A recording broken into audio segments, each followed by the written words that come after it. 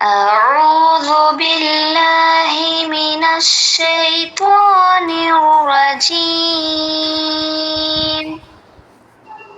بسم الله الرحمن الرحيم.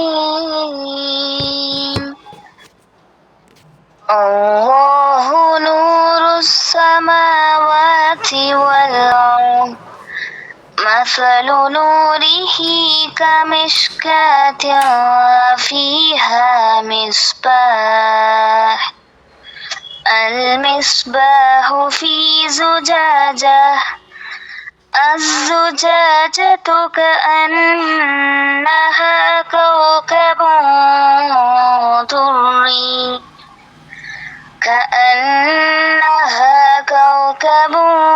دري، يوقد من شجرة مباركة زيتونة لا شرقية ولا غربية، يكاد زيتها يضيء ولو لم تمسسه نار، نور على نور، يهدي الله لنوره من يشاء، ويضرب الله الأمثال للناس، والله بكل شيء عليم. صدق الله العظيم. அளவற்ற அருளாளனும் நிகரற்ற அன்புடையவனுமாகிய அல்லாஹ்வின் திருப்பெயரால் ஆரம்பம் செய்கிறேன். அல்லாஹ் வானங்கள் மற்றும் பூமியின் ஒளியாக இருக்கின்றான். பேரண்டத்தில் அவனது ஒளிக்கு உவமை இவ்வாறாகும். ஒரு மாடத்தில் விளக்கு வைக்கப்பட்டிருக்கின்றது. அவ்விளக்கு ஒரு கண்ணாடி கூண்டினுள் இருக்கிறது. அக்கண்ணாடி கூண்டு முத்தாய் ஒளிரும் தாரகை போன்றுள்ளது. அவ்விளக்கு கிழக்கை சேர்ந்ததாயும் மேற்கை சேர்ந்ததாயும் இல்லாத அருள் பெற்ற ஒலிவு மரத்தின் எண்ணெய் கொண்டு எரிக்கப்படுகின்றது. அதன் எண்ணெய் தானாக ஒளிரவே செய்யும். நெருப்பு அதனை தீண்டாத போதிலும் இவ்வாறு ஒளிக்கு மேல் ஒளி அதிகமாகுவதற்கான அனைத்து காரணங்களும் ஒருங்கே அமைய பெற்றிருக்கின்றன. அல்லாஹ் தான் நாடுவோருக்கு தன்னுடைய ஒளியின் பக்கம் வழிகாட்டுகின்றான். அவன் உவமைகளின் வாயிலாக மக்களுக்கு விஷயத்தை விளக்குகின்றான். மேலும் அவன் ஒவ்வொன்றையும் நன்கறிந்தவனாக இருக்கின்றான். அல்லாஹ் உண்மையை கூறினான். அஸ்ஸலாமு அலைக்கும் வரஹ்மத்துல்லாஹி வபரகாத்துஹு.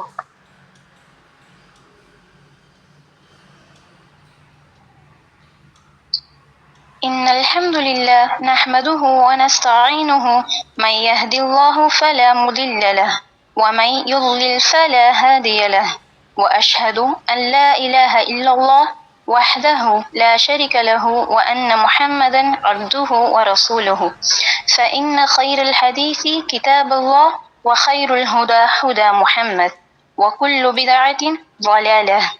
قال الله تعالى في القرآن المجيد وفي القرآن الكريم: يا أيها الذين آمنوا اتقوا الله حق تقاته ولا تموتن إلا وأنتم مسلمون. أعوذ بالله من الشيطان الرجيم. بسم الله الرحمن الرحيم. அல்லாஹ்வின் அடியார்களே, அல்லாஹ்வை பயந்து கொள்ளுமாறு எனக்கும் உங்களுக்கும் அல்லாஹ்வின் பயத்தை நினைவூட்டியவளாக ஆரம்பம் செய்கிறேன். அஸ்ஸலாமு அலைக்கும் வரஹ்மத்துல்லாஹி வபரகாத்துஹு. அல்லாஹ் பரிசுத்தமான உள்ளம் உள்ளவர்களை விரும்புகிறான். அல்லாஹ் பரிசுத்தமான உள்ளம் உள்ளவர்களை விரும்புகிறான். பரிசுத்தமான உள்ளம்னா நஃப்சுல் முத்மஇன்னா. யாருடைய நஃப்ஸ் தூய்மையாக இருக்கிறதோ அந்த நஃப்ஸுடைய மனிதனை அல்லாஹ் விரும்புகிறான். நஃப்ஸ்னா என்ன? நஃப்ஸுக்கு பல அர்த்தங்கள் இருக்கு. அத மனம், ஆத்மா, மனித ஆசை, சுய உணர்வு அப்படின்னு சொல்லிட்டு பல அர்த்தங்களை அறிஞர்கள் தராங்க. இங்க நஃப்ஸ் அப்படின்னா நம்ம உள்ளத்தை எடுத்துக்கலாம்.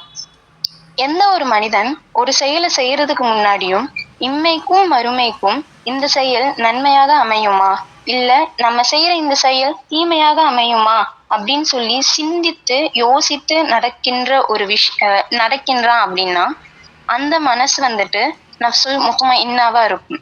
அதாவது நம்ம ஒவ்வொரு விஷயம் செய்யறதுக்கு முன்னாடி நம்மளே வந்துட்டு சுய ஆய்வு செஞ்சுப்போம். அத முஹாசிப் அப்படின்னு சொல்லுவாங்க, தன்னைத்தானே விசாரித்துக் கொள்வது. இதுக்கு ஒரு எடுத்துக்காட்ட வந்துட்டு சொல்ல விரும்புறேன். அந்த காலத்துல எல்லாம் அரசர்கள் குதிரை இருக்கிற வாகனத்துல செய்வாங்க. அதுல வந்துட்டு 5 குதிரைகள் இருக்குமாமா. அதற்கு பின்னாடி ஒரு கேரவன் மாதிரி கட்டி அதுல உட்கார்ந்து போவாங்க. அந்த 5 குதிரைகளுக்கு பதிலா நம்ம அங்க 5 உணர்வுகளை வச்சுக்கலாம். இப்போ நமக்கு முன்னாடி ஒரு உணவு இருக்கு. அந்த உணவை நம்ம ஃபர்ஸ்ட் பார்ப்போம். அதுக்கப்புறம் அதை ஸ்மெல் பண்ணுவோம். அது எப்படிப்பட்ட உணவு அப்படின்னு சொல்லி கேட்டு தெரிஞ்சுப்போம். அதுக்கப்புறம் ருசிக்க விரும்புவோம். அதுக்கப்புறம் அதை வந்துட்டு ஃபீல் பண்ணுவோம். இந்த 5மே பண்ணாலும் அது ஹலாலா ஹராமா அப்படின்னு சொல்லிட்டு பகுத்தறிவு செஞ்சு செய்யற ஒரு அறிவை வந்துட்டு அல்லாஹ் நம்மளுக்கு 6வது அறிவா தந்திருக்கான். ஒரு செயல் வந்துட்டு செய்யறதுக்கு முன்னாடி அது எவ்வளவு அழகான விஷயமா இருந்தாலும் அது நன்மையா தீமையா அப்படின்னு சொல்லி ஆராயக்கூடிய ஒரு உள்ளத்தை வந்துட்டு அல்லாஹ் வந்துட்டு நம்மளுக்கு தந்திருக்கான். அல்லாஹ் குர்ஆன்ல சொல்றான், வஹதைனாஹுன் நஜதைன், அன்றியும் நன்மை தீமை ஆகிய 2 பாதைகளை நாம் காண்பித்தோம் அப்படின்னு சொல்லிட்டு அல்லாஹ் சொல்லி காட்டுறான். அல்லாஹ் தீமை எது நன்மை எது அப்படின்னு சொல்லி பிரித்து காண்பித்து தந்து அதன்படி செயல்படக்கூடிய ஒரு கிதாபான குர்ஆனையும் நம்ம கையில வந்துட்டு தந்திருக்கான். இது எல்லாமே தெரிஞ்சு இம்மைக்கும் மறுமைக்கும் நம்ம செய்யக்கூடிய செயல்கள் சிறந்ததா இருக்குமா, நம்ம ஒரு விஷயம் செய்யறோம் இது வந்துட்டு நம்மளுக்கு மறுமையில வெற்றி அளிக்கக்கூடியதா இருக்குமா அப்படின்னு சொல்லிட்டு சிந்தித்து நடக்கக்கூடியவர்களாக நம்ம இருக்கணும். இமாம் ஹசனுல் பஸ்ரி ரஹிமஹுல்லா அவங்க சொல்றாங்க, ஒரு அடியான் மீது அல்லாஹ் கருணை காட்டுவான். அவன் எப்படிப்பட்ட அடியானா இருப்பான் அப்படின்னா, அவன் வெற்றிக்குரிய அடியானா இருப்பான். அவன் அல்லாஹ்வால் ஏற்றுக்கொள்ளப்பட்ட ஒரு அடியானா இருப்பான். இதற்கு எல்லாத்தையும் சேர்த்து ஒரு அடையாளம் சொல்லி காட்டுறாங்க.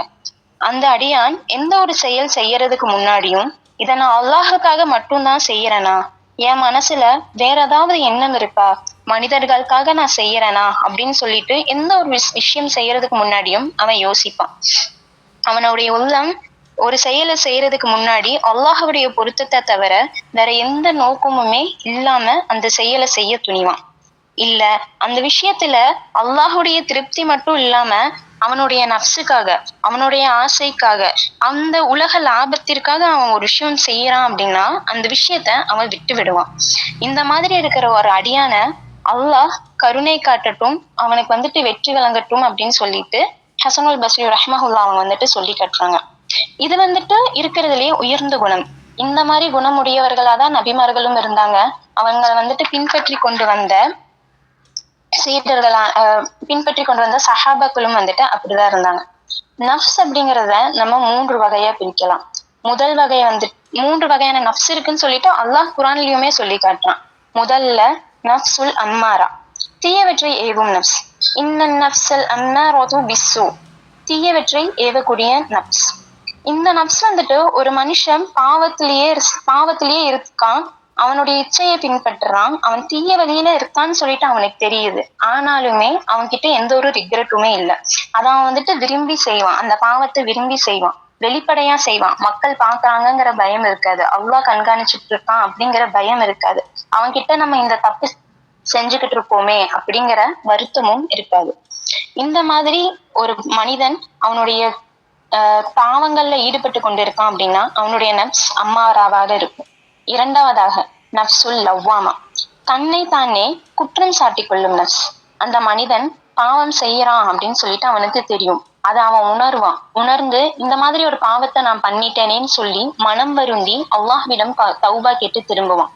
அந்த மாதிரி மீளக்கூடிய ஒரு நஃப்ஸ் தான் நஃப்சுல் லவ்வாமா. அது அல்லாஹ் குர்ஆன்ல வல குஸிமு பின் நஃப்ஸில் லவ்வாமா அப்படின்னு சொல்லி காட்டான். மூன்றாவதாக நஃப்சுல் முத்மஇன்னா, நிம்மதி பெற்ற நஃப்ஸ். அல்லாஹ் யா அய்யுஹன் நஃப்சுல் முத்மஇன்னா அப்படின்னு சொல்லி சொர்க்கத்தில் நுழையக்கூடியவர்களை பார்த்து அழைக்கிறான். இந்த நஃப்சுல் முத்மஇன்னா நிம்மதி பெற்றிருக்கும், இறை நெருக்கம் அவங்க கிட்ட இருக்கும். அல்லாஹ் எந்த ஒரு காரியத்தை தந்தாலும் அதை நம்ம ஏற்றுக்கொள்ள மனப்பக்குவம் அந்த நஃப்சுல் முத்மஇன்னா அப்படிங்கிற அவங்க அந்த நஃப்ஸு கிட்ட இருக்கும். இந்த 3 வகையான நஃப்ஸுக்குமே ஒரு எடுத்துக்காட்டு சொல்றதா இருந்தா, பொய். ஒரு மனிதன் வந்துட்டு பொய் சொல்றான், அவன் பொய் சொல்றான்னு மனிதர்களுக்கு தெரியுது, ஆனா அதை பத்தி அவன் வருத்தப்படலை அப்படின்னா அது நஃப்சுல் அம்மாரா. அதே அவன் பொய் சொல்றான்னு சொல்லிட்டு அவனுக்கு தெரியுது, அது நினைச்சு அவன் வருந்துறான், அத பக்கம் மறுபடியும் செய்யக்கூடாதுன்னு சொல்லி தௌபா கேட்டு அல்லாஹ்விடம் மீள்றானா, அது நஃப்சுல் லவ்வாமா. அதே மாதிரி பொய்யே பேசாம என்ன இருந்தாலும் அல்லாஹ் போதுமானவன் அப்படின்னு சொல்லிட்டு அவன் மேல மட்டும் தவக்கல் வச்சு வாழ்றவங்க நஃப்சுல் முத்மஇன்னா. இது எல்லாத்துக்கும் ஒரு சின்ன எக்ஸாம்பிள். இது வந்துட்டு மத்தவங்க ஒருத்தவங்க வந்துட்டு நம்ம கிட்ட ஒரு மனிதனை பத்தி தப்பா சொல்றாங்க அப்படின்னா நம்மளும் அந்த மனிதனை அந்த கண்ணோட்டத்துலதான் பார்ப்போம். அந்த மனிதனை நம்மளுக்கு அதற்கு முன்னாடி வந்துட்டு எதுவுமே தெரியாம அந்த மனிதனை பத்தி நம்மளுக்கு ஒண்ணுமே தெரியாது. ஆனா அவங்க தப்பா சொல்லிட்டாங்க அப்படிங்கிற ஒரு காரணத்தினால அந்த மனிதனையும் வந்துட்டு நம்ம தப்பான கண்ணோட்டத்துல பார்ப்போம். இதுவுமே ஒரு வகையான நஃப்ஸ் தான். அந்த மனிதனை நம்ம நிஜமாவே அந்த மனிதன் அப்படித்தானா அப்படின்னு சொல்லிட்டு யோசிக்கிற மனப்பக்குவம் நம்ம கிட்ட இல்லாம இருந்துச்சு அப்படின்னா அது நஃப்சுல் அம்மாராவாக மாற நிறையவே வாய்ப்பு இருக்கு.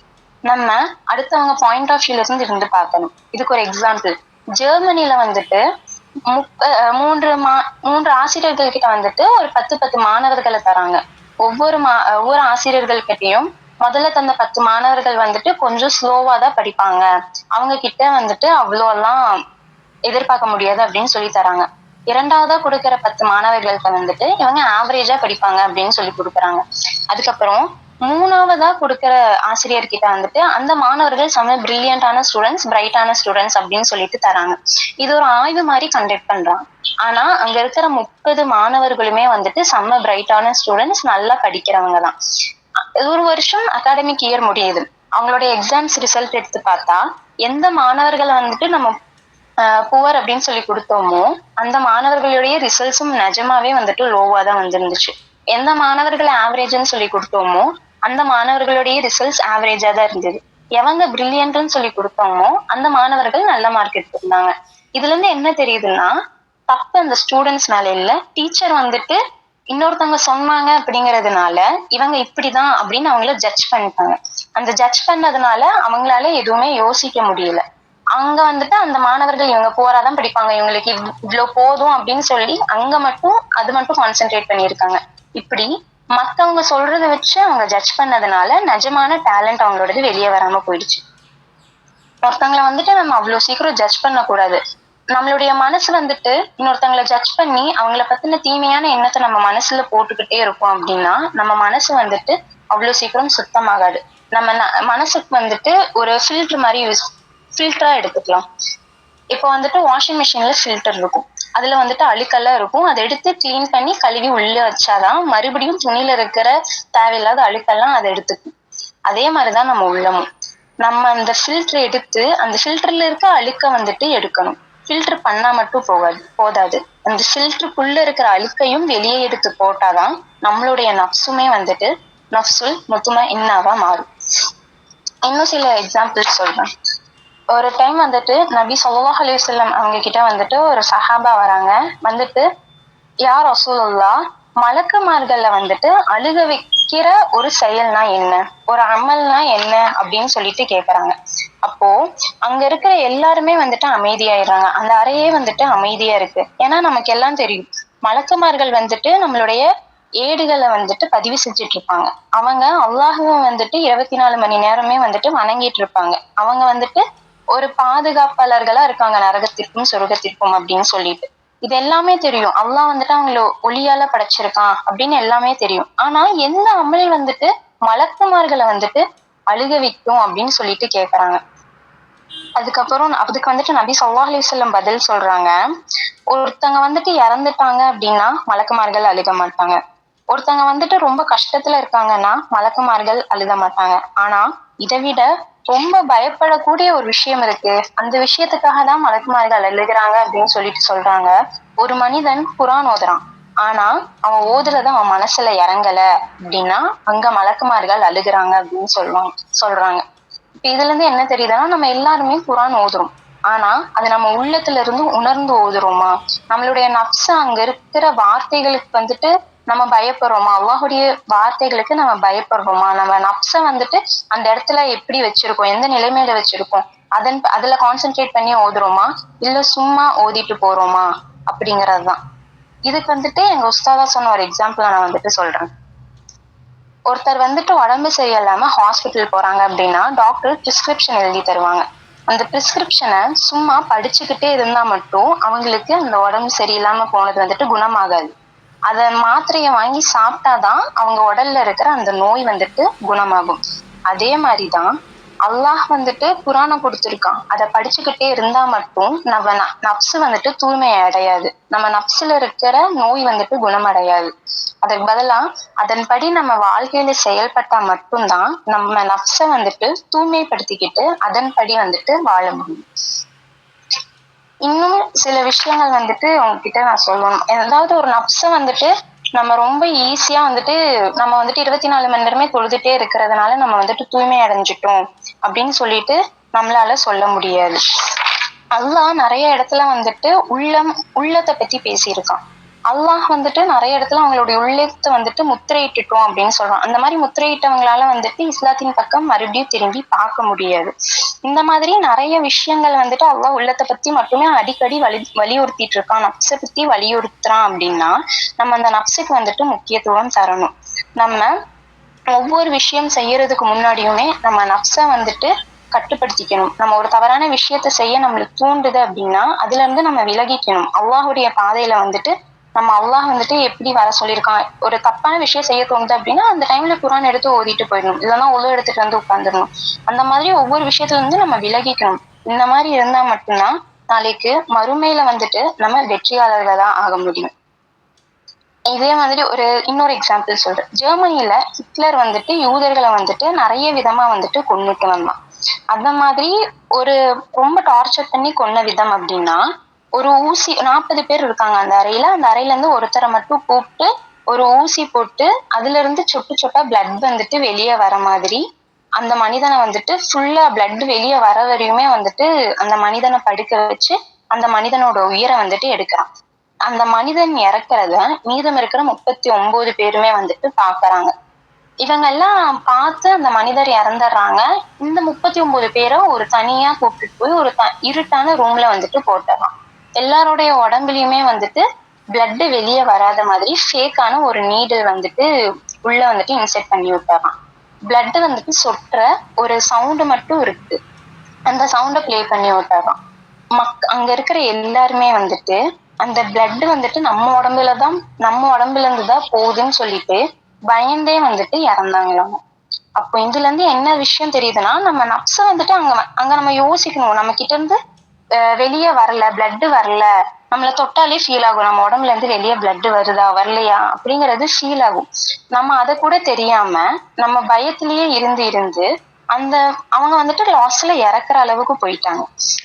நம்ம வந்துட்டு நம்மளுடைய நப்சை கட்டுப்படுத்தி நம்ம பொறுமையா இருப்போம் அப்படின்னா நம்ம ஒரு விஷயத்த வந்துட்டு பயப்படுறதுக்கு முன்னாடி ஒரு விஷயத்த செய்யறதுக்கு முன்னாடி நம்ம அந்த விஷயத்த பத்தி நிறைய நேரம் யோசிப்போம். இதை நம்ம கரெக்டா தான் செஞ்சுக்கிட்டு இருப்போமா அப்படின்ட்டு எல்லாம் யோசிப்போம். அதனால எப்பவுமே வந்துட்டு ஒரு விஷயம் செய்யறதுக்கு முன்னாடி நிறைய டைம் யோசிங்க.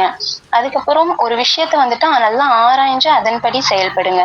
நப்ச அடிக்கடி தூய்மைப்படுத்தி கொண்டே இருங்க. எல்லா நேரமுமே ஒருத்தவங்களுடைய நப்ஸ் வந்துட்டு லவ்வாகவோ இல்லைன்னா மொத்தமா இன்னாவாகவோ வந்துட்டு இருக்காது. ஒவ்வொரு டைமும் ஒவ்வொரு ஸ்டேஜஸ் மாதிரி மாறிக்கிட்டே தான் இருக்கும். இது நபி ஸல்லல்லாஹு அலைஹி வஸல்லம் சூரா யாசீன்ல வருது. நபி ஸல்லல்லாஹு அலைஹி வஸல்லம் அவர்களை வந்துட்டு சூரியனோடையும் அவங்களை பின்பற்ற நம்மள வந்துட்டு சந்திரனோடையும் வந்துட்டு கம்பேர் பண்றாங்க. சூரியன் வந்துட்டு எப்பவுமே அதனுடைய நிலையை வந்துட்டு மாத்திக்காது. அதுக்கு வந்துட்டு தனித்தனி ஃபேசஸ் எல்லாம் இல்லை. அதுக்கு பிறைகள் வந்துட்டு அதுக்கு மாறாது. சூரியன் நிலையானதா ஒரே இடத்துலதான் இருக்கும். ஆனா சந்திரனுக்கு வந்துட்டு பிறைகள் மாறிக்கொண்டேதான் இருக்கும். சூரியனுடைய ஒளியை வாங்கி சந்திரன் வெளிப்படுத்தும். அதே மாதிரிதான் நபி ஸல்லல்லாஹு அலைஹி வஸல்லம் தந்த இந்த தீனை நபி ஸல்லல்லாஹு அலைஹி வஸல்லம் கிட்ட இருந்து கத்துக்கிட்ட நம்ம அந்த ஒளிய பயன்படுத்தி இந்த பூமியில இப்ப வாழ்ந்துட்டு இருக்கிற மக்களுக்கு வந்துட்டு நம்ம எடுத்து சொல்லக்கூடியவங்களா இருக்கும். அந்த சூரியன் வந்துட்டு பிறையெல்லாம் இல்ல, அது நிலையானதா இருக்கு. ஆனா சந்திரனுக்கு வந்துட்டு பிறைகள் இருக்கு. சில டைம் வந்துட்டு அந்த பிறை தேயும், சில டைம் வந்துட்டு அவங்களுடைய அந்த பிறை வந்துட்டு மேலே ஏறும். அந்த பிறை தேயறதையும் ஏறுறதையும் வந்துட்டு நம்ம ஈமானோட கம்பேர் பண்ணிக்கணும். நம்மளுடைய ஸ்டேஜஸ் ஒவ்வொரு டைமும் இன்னைக்கு நம்ம ஈமான் வந்துட்டு ஃபுல்லா இருக்கும். ஆனா நாளைக்கு அதே ஈமான ஃபுல்லா நம்ம ஃபீல் பண்ணுவோமா அப்படின்னா கிடையாது. அந்த மாதிரி ஒவ்வொரு நாளுமே ஒவ்வொரு மனுஷனுக்குமே அவனுடைய ஈமான் லெவல்ஸ் வந்துட்டு ஏறிக்கிட்டும் இறங்கிக்கிட்டும் இருக்கு. இறங்கிடுச்சேன்னு சொல்லிட்டு ஒரேடியா அல்லாஹ்வை நிராகரிச்சுட்டு தீமையான வழியில வந்துட்டு நம்ம பயணம் செஞ்சு போகக்கூடாது. ஒவ்வொரு டைம் சந்திரனை பார்க்கும் போதும் நம்ம யோசிக்கிற ஒரே விஷயம், நம்மளுடைய ஈமானும் இதே மாதிரிதான் தேயும் ஏறும். ஆனா எந்த வேகத்துல அது தேஞ்சுச்சோ அதே வேகத்துல அது வளரவும் செய்யுது. அதனால நம்மளுடைய ஈமானையும் வந்துட்டு அந்த மாதிரி படிப்படியா நம்ம வந்துட்டு வளர்த்துக்கிட்டே இருக்கணும். சூரியனை பார்க்கும்போது நபி ஸல்லல்லாஹு அலைஹி வஸல்லம் கிட்ட இருந்து நம்ம இந்த தீனை இன்னும் கத்துக்க வேண்டியது நிறைய இருக்கு. இந்த தீனை கத்துக்கிட்டு அதன்படி நம்ம செயல்படணும் அப்படின்னு சொல்லிட்டு நம்ம அந்த நிறைய விஷயத்த எடுத்துக்கணும், இன்னும் தெரியாத விஷயத்த கத்துக்கணும் அப்படின்னு சொல்லிட்டு நம்மள வந்துட்டு எடுத்துட்டு போய்கிட்டே இருக்கணும். நம்ம எப்போ வந்துட்டு தப்பான ஒரு விஷயத்த நிப்பாட்டிட்டு நல்ல விஷயத்த வந்துட்டு செய்ய ஆரம்பிக்கிறோமோ அந்த தப்பான விஷயம் மறுபடியும் செய்யணும்னு சொல்லிட்டு நம்மளுக்கு தோணாது. இப்போ உலகத்துல நிறைய தவறுகள் செஞ்சுக்கிட்டு இருப்போம். இப்போ ஒரு டைமிங்ல வந்துட்டு சில பேர் ஒரு தவறு செய்யறாங்க அப்படின்னா அந்த டைமிங்ல அவங்க நல்லதா மாத்திக்கிட்டாங்க அப்படின்னா மறுபடியும் அதே டைம்ல அந்த தப்பை செய்யணும் அப்படின்னு சொல்லிட்டு அவங்களுக்கு தோணாது. அதனால தீயதுக்கு பதிலா நன்மையை நம்ம மாத்திக்கிட்டு நம்மளோட நப்ச வந்துட்டு அடிக்கடி தூய்மை செய்துக்கிட்டே இருக்கணும். நம்ம நப்ச எவ்வளோக்கு எவ்வளோ நம்ம தூய்மை செஞ்சுக்கிட்டு நம்மளே வலுப்படுத்திக்கிட்டு இருக்கோமோ நம்ம அதன்படி வாழ்க்கையில வந்துட்டு வளருவோம். மறுமையிலும் அல்லாஹ் வந்துட்டு வெற்றி அளித்து சோனத்துல வந்துட்டு நம்மள நுழைய செய்வான். சஹாபாக்கள் வந்துட்டு நப்ச பத்தி வந்துட்டு குர்ஆன் வசனங்கள் இறங்கும் போதெல்லாம் நப்ச பத்தி பேசும் போதெல்லாம் ஒரு துவா கேட்பாங்களாமா. ரப்பி இன்னி அஊது பிக மின் சுரூரி அன்ஃபுஸினா வ மின் ஸய்யிஆத்தினா அஅமாலினா அப்படின்னு. யா அல்லாஹ், எங்களுடைய நப்சின் தீங்கில் இருந்து எங்களை பாதுகாத்துக் கொள்வாயாக, எங்களது செயல்களால் ஏற்படும் தீமையிலிருந்து எங்களை பாதுகாத்துக் கொள்வாயாக அப்படின்னு சொல்லிட்டு துவா கேட்பாங்க அப்படின்னு சொல்லி இப்னு அப்பாஸ் ரலியல்லாஹு அன்ஹு வந்துட்டு அறிவிக்கிறாங்க. ஆக இந்த துவாவை வந்துட்டு அதிகமா நம்ம வாழ்க்கையில கேட்டு நம்மளுடைய நப்ச தூய்மைப்படுத்தி நம்ம நல்ல முறையில வாழணும் அப்படின்னு சொல்லிட்டு என்னுடைய உரையை முடித்துக் கொள்கிறேன். அஸ்ஸலாமு அலைக்கும் வரஹ்மத்துல்லாஹி வபரகாத்துஹு.